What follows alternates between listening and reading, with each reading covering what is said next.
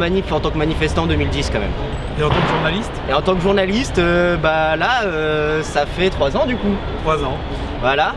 Bientôt, bon anniversaire. Bientôt 4. Bon anniversaire en avance. Ouais, bientôt 4 ans. Bientôt Inch'Allah. Le jeudi 19 janvier 2023, le froid, la pluie et les manifestants étaient réunis à Angers. Même l'équipe d'Infoscope était sur le pied de guerre pour couvrir cette première journée de lutte contre la réforme des retraites.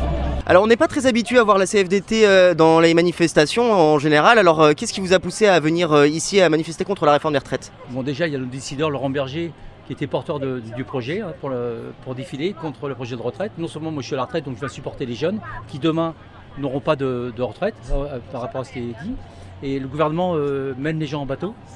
Il nous propose, ils nous disent que les comptes ne sont pas stables, alors qu'ils sont stables aujourd'hui, que demain les gens à 62 ans ils seront cassés, en sachant qu'il y a à peu près un tiers des ouvriers qui seront 1 an après leur retraite d'aujourd'hui, ils seront en incapacité de travailler.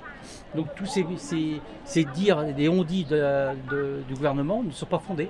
Donc nous on va se battre pour que la retraite qu'elle reste à 62 ans.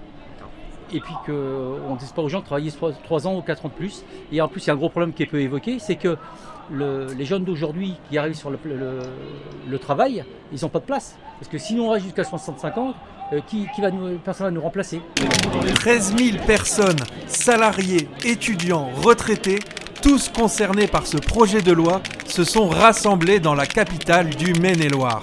C'est la plus grande mobilisation depuis que le président actuel est en place.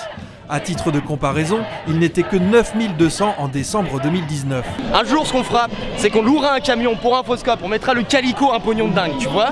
On mettra dessus Willis, qui va faire de la musique, et Luna, notre chargée de prod, actuellement, derrière la caméra, faire de la musique, à faire des chansons avec un maximum de vocodeurs. Et là, on fera « On est là !» Alors que vous travaillez, pourquoi vous n'êtes pas en grève, justement? Alors dans la restauration malheureusement du coup on ne peut pas faire grève parce que du coup on travaille en même moment, mais on les soutient bien sûr, on soutient les manifestations de tout cœur, hein, même si on participe dans nos cœurs, hein, mais on ne peut pas participer. Alors pour les non-angevins, ça c'est le roi René, c'est notre roi à nous, le chef de nous. Ouais, j'ai l'impression que t'es complètement à côté de la plaque, Adam. D'ailleurs, le roi René, qui n'était que duc, a vécu il y a 600 ans. Question actualité, on repassera, mon gars.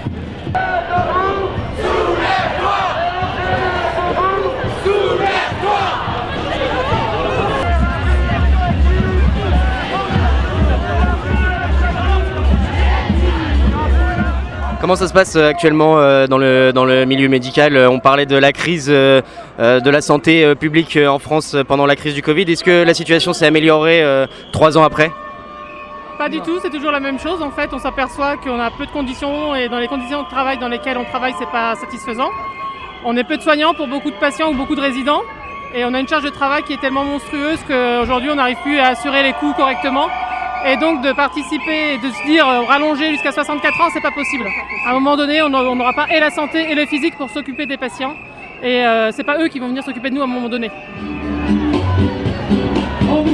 La joie et les échanges ont rythmé cette manifestation unitaire.